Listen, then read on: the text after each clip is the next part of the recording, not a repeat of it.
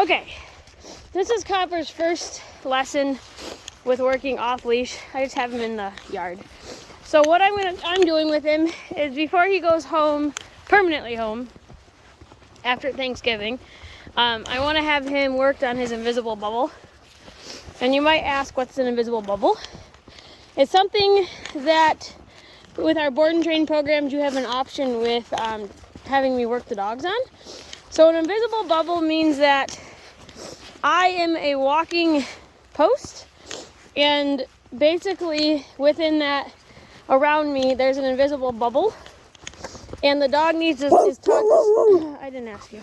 The dog is taught to stay in that bubble, okay? So that means if I take them out for walks or something, they're conditioned to just hang around and not want to go out of that. So it still gives them free roam. It's just more controlled to do that. And the way that I start that is first by teaching walking on a leash and building value for just hanging around me. Because then by the time I get to this point, chilling out with me, I've been reinforcing. So they naturally want to just start doing it. When he gets to the, good boy, anytime he comes and checks in on his own, I reward him for it. I want him to understand that even with everything going on, I'm the best. Eventually, obviously, when he goes home, it'll be his owner. So what I do is I kind of have a yes. So anytime he comes and checks in or stops like that, I reward him. So he can go play with my dogs. Go play. He just has to understand that when I ask him to come or stop, that's what needs to be done. Good boy. You playing? Go play.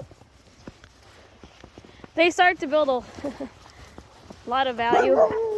And then eventually, obviously, the treats get faded out once they understand it. But I don't recommend even thinking about fading treats out, at least for 6 months. And that means that you've continuously worked on it and you see that you're really not stopping the dog with the stim collar or correcting the dog when it doesn't come.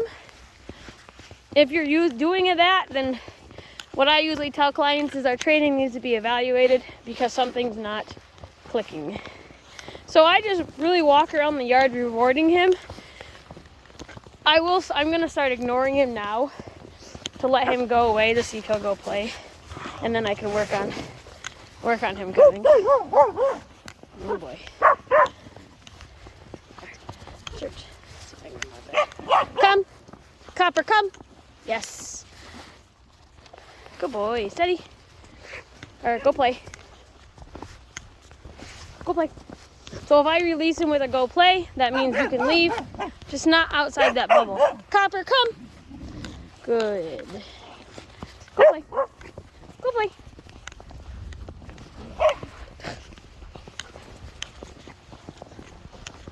Tally, be nice. Here.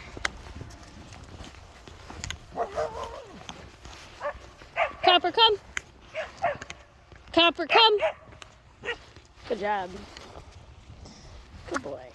So I just continuously do reps on working on this, and then eventually I take him outside the fence with a long line on to start proofing and working on him listening outside the fenced-in area. But I always keep him on a long line because he is a puppy, he is a dog, and only a week of conditioning is not enough, in my personal opinion, to turn him loose.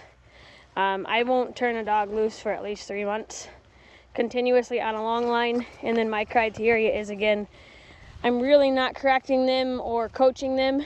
They're doing it on their own, so that means they're understanding it.